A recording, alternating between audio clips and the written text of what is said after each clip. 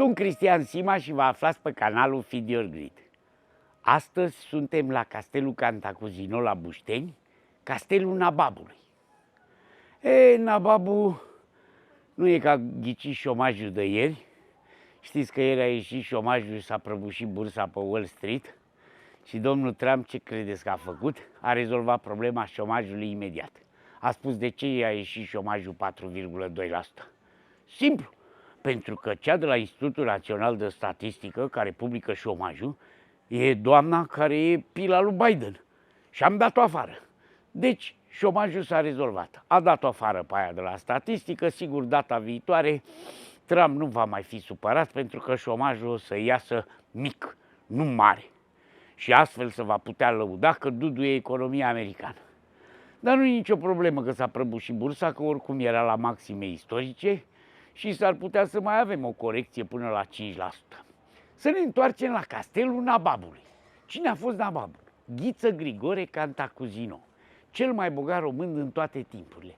Ca să vă dați seama, la 1900, când a construit acest castel, a fost construit între 1900 și 1911, Nababu Cantacuzino a murit la 1913. La 1900, Nababu era cel mai bogat român. Averea lui era estimată la ceva în jur de 50 de milioane lei aur. Lei? Vi se pare mult? Nu e chiar așa de mult.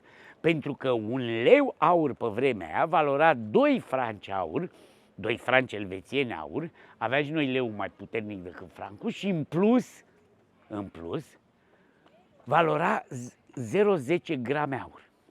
Adică, ca să vă dați seama, cu 10 lei cumpărai 1 gram de aur. Mai mult chiar, înainte de primul război mondial, economia României și rezerva României de aur era foarte mare. Ea a atins maxim când a devenit a 5-a rezervă de aur mondială, înainte de al doilea război mondial. După care s-au servit rușii, a mai pierdut și tezaurul de aur în primul război mondial, că l-am trimis de bunăvoie și nesilin de nimeni la Moscova și l-a confiscat Lenin. Dar să ne întoarcem la Nababu. Nababu, așa cum v-am spus, n-a făcut speculații la bursă, nu era un mare industriaș. Averea lui, să nu știți, nu se compară cu a lui Krupp sau a familiei Rothschild, care era undeva la 150 de milioane mărci aur. Deci de vreo 10 ori mai mare decât al Nababului. Dar cea mai bogată familie din România avea de 10 ori mai puține proprietăți decât Nababu. Nababu avea moșii, 2000 de hectare, o moșie. Și avea moșii și în Muntenia și în Oltenia, avea case, ca să înțelegeți și prețurile de atunci. Deci dacă toată averea lui Nababu, case, terenuri, moșii, era 50 de milioane de lei aur, salariul unui director la 1900 într-o bancă ca Marmoroș Blanc era de 3000 de lei aur pe an. O casă pe strada Paris-Roma, din ziua de azi, vilă care azi se vinde cu 5-6 milioane de euro, atunci costa 20.000 de lei aur. Una din cele mai frumoase case, 40.000 de lei aur din București, s-a vândut la 1900. Tot Nababu, a cărei nepoată, celebra Marușca Cantacuzino, a ajuns și nevasta lui Enescu, a făcut Casa cu Lei, de pe Calea Victoriei.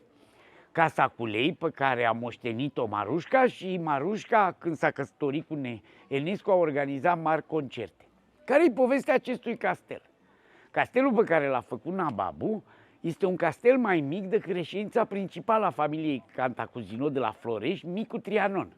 Dar a fost făcută ca să îmbine arhitectura brâncovenească, să fie în spirit românesc. Este ultimul palat construit în Europa. Ultimul palat regal din Europa e cel făcut de Carol I la Peleș. După Carol I la Peleș, singura familie nobiliară care și-a permis un castel a fost Nababu. Ba chiar mai mult, când castelul a fost gata și Nababu avea vreo 70 ceva de ani, l-au întrebat, e adevărat, exista ideea că și-a placat cu aur un acoperiș întreg în acest palat. Nu e adevărat. Nu era de prost gust ce a construit Nababu, dar la întrebarea ziariștilor, e adevărat, Nababule, că ești atât de bogat încât poți să-ți plachezi tot castelul ăsta cu monede de aur? A zis da, dar pe cant. Povestea Nababului este și o poveste politică. Nababu a fost președintele Partidului Conservator. Partidul Conservator atunci era de dreapta și Partidul Brătianu Liberal era de stânga. Liberalii se băteau cu conservatorii și Nababu a condus frâiele Partidului Conservator și din umbră și direct mulți ani. A fost și primarul Bucureștiului, a fost de 2 ori prim-ministru, odată la 1904 când a stat vreo 3 ani și odată mult mai târziu când a stat doar 3 săptămâni. A avut cel mai scurt guvern din istoria României, a fost condus de Ghiță Cantacuzino.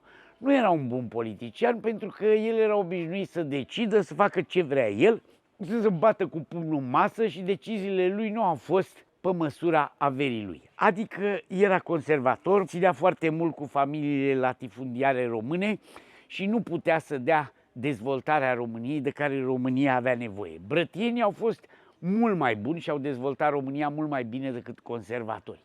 Dovadă că perioadele de glorie ale României, inclusiv războiul de independență, au fost sub Ion Ice Brătianu sau sub Ionel Brătianu până în 1927, când ultimul Brătianu Ionel moare. Dar Nababu și cu familia Brătianu erau foarte buni prieteni. Trebuie să mai știți ceva. Carol I chema la Peleș partidele ca să negocieze formarea noului guvern și guvernele cădeau așa la 6 luni. Și înainte să se ducă la Peleș, treceau până la Nababu ca să le dea indicațiile necesare, pentru că Nababu nu se înțelegea prea bine cu Carol I, făcându-i concurență în domeniul politic. După ce Carol I desemna pe primul ministru, chiar dacă nu era conservator și era liberal, veneau ca să negocieze cu opoziția sau cu puterea în funcție de cine era la putere, tot aici la Cantacuzino, la Nababu, și Nababu le spunea pe cine să pună ministru, de unde să mai fure câte una alta, că să nu credeți că nivelul corupției atunci era mai mic decât este în ziua de azi. Și în interbelic și înainte, mai ales înainte de primul război mondial, problema corupției în România a fost și a rămas. A rămas până în zilele noastre. Doar că Nababu încerca, împreună cu conservatorii și cu liberalii, să mai dezvolte și țara. Adică să încerce ca industria românească să ia amploare. Și dovada e că dacă cineva a reformat România, Nababu, Ice Brătianu și cu Carol I sunt cei cărora trebuie să le mulțumim pentru ceea ce au făcut. Cu corupția și cu sistemul de atunci. Dar totuși România de la 1866, când n-avea nici măcar o linie ferată, prima a făcut-o Carol I București-Giurgiu, până la 1938 s-a dezvoltat. Nu de alta, dar leu era 2 franci. Să nu uităm asta. Și ne aflam la 1900. Castelul Cantacuzino este naționalizat odată cu venirea comuniștilor. Gheorghiu Dej îl naționalizează, Ana Paucăr îl naționalizează, Moșia de la Florești, aici sunt 3000 de metri pătrați, Micu Trianon de la Florești, rezidența principală, are 6000 de metri pătrați, dar nu mai există, e ruină. Și ruina ar fi fost și castelul ăsta, pentru că după ce a fost naționalizat, el a fost sanatoriu TBC. Trebuie să știți că aveți riscuri mari să luați TBC dinăuntru și de asta rușii care l-au cumpărat, să știți că nu l-au făcut muzeu doar de plăcere. E foarte bine că cineva s-a gândit să investească și să retransforme acest castel superb. Ca arhitectură e făcut de marele arhitect român Cerchez și trebuie să știți un lucru.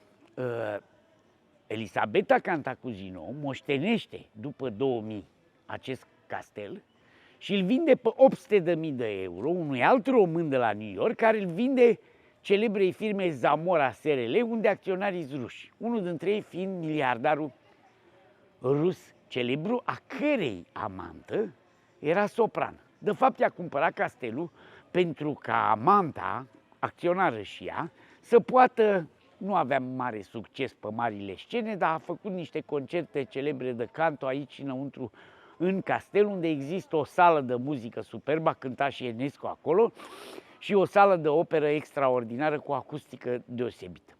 Nu locuiește nimeni în castel, tocmai pentru că După 45 de ani în care a fost sanatoriul TBC, bacilul Koch e până toți pereții.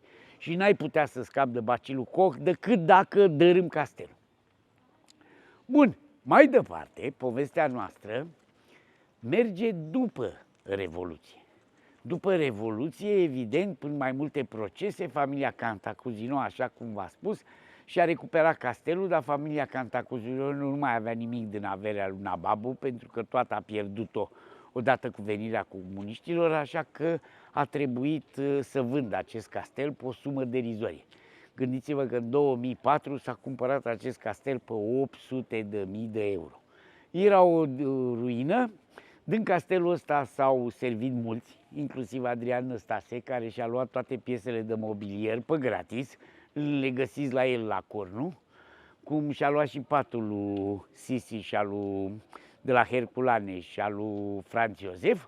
Este foarte frumos că astăzi rușii, care au cumpărat pe 1,5 milion de la celălalt român castelul și au mai investit 1,5 milion, l-au transformat în muzeu.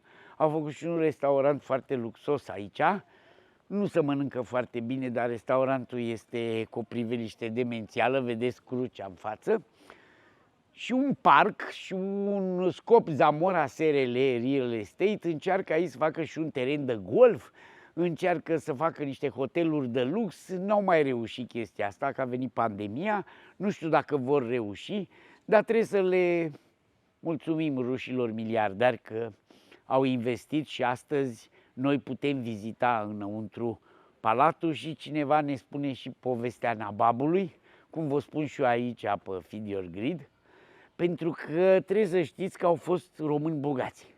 Și românii ăștia bogați au făcut multe lucruri și bune și rele pentru România, dar ar trebui să ne învățăm bine istoria și să știm că Ghiță Grigore Cantacuzino, zis și Nababu pentru bogăția lui, a făcut multe donații, a susținut cultura română. E adevărat, nepoata lui Marușca l-a susținut atât de mult pe Enescu până l-a luat inclusiv de bărbat. Și mai mult decât atâta, foarte mulți din intelectualitatea României au trecut în aceste locuri și au fost invitați la castel. Nababu a înțeles că bogăția nu e totul și e foarte important să fii înconjurat de oameni deștepți. Și s-a înconjurat de oameni deștepți. Partidul Conservator avea între membrii lui, pe Titu Maiorescu, creat, format și promovat de Nababu. Deci până la urmă se pare că oamenii bogați din acele vremuri aveau o feblețe, tocmai pentru că nu aveau acea cultură la nivelul banilor. Și atunci se înconjurau de oameni deștepți. Și dacă astăzi mulți dintre oamenii bogați ai Europei s-ar înconjura de oameni deștepți, cred că am duce-o un pic mai bine. Poate n-ar fi rău să citiți mai multe cărți, între care și cartea care se referă la marele profesor de filozofie român Nae Ionescu, unul dintre amanții și marea iubire a Marușcăi Cantacuzino, înainte de Ionescu. Și acolo sunt multe lucruri interesante, iar Nae Ionescu, care a fost profesor și lui Țuțea, a fost profesor și lui Ciorani, a fost profesor și lui Eliade, este și el unul dintre invitații obișnuiți ai castelului Cantacuzino.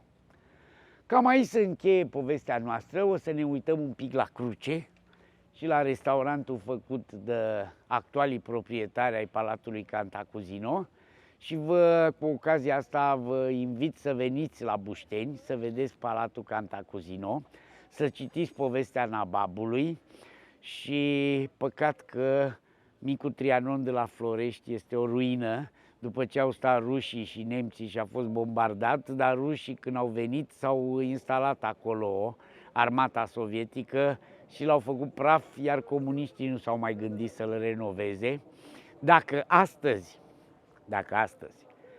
ați fi avut Palatul Cantacuzino, să știți că el face chiar 1 milion de lei profit. Din ce face profit? Nu numai din biletele pe care le vinde aici, dar noi, ca să filmăm acum afară, a trebuit să plătim 600 de lei. N-am plătit pentru că organizatorii, băieți deștepți, au spus că sunt încântați ca domnul Sima și canalul Feed Your Greed să facă un video despre castelul lor. Cam asta e povestea nababului, a castelului Cantacuzino de la Bușteni. Să sperăm că firma Zamora SRL o să dezvolte mai departe, o să facă și terenul de golf și toată baza turistică, pentru că Peleșu și castelul Cantacuzino sunt singurele castele și ultimele două castele construite în Europa și e păcat să nu le transformăm într-o mină de aur turistică. Și se poate. Dovada e că actualii acționari ruși sunt în stare. Toate bune!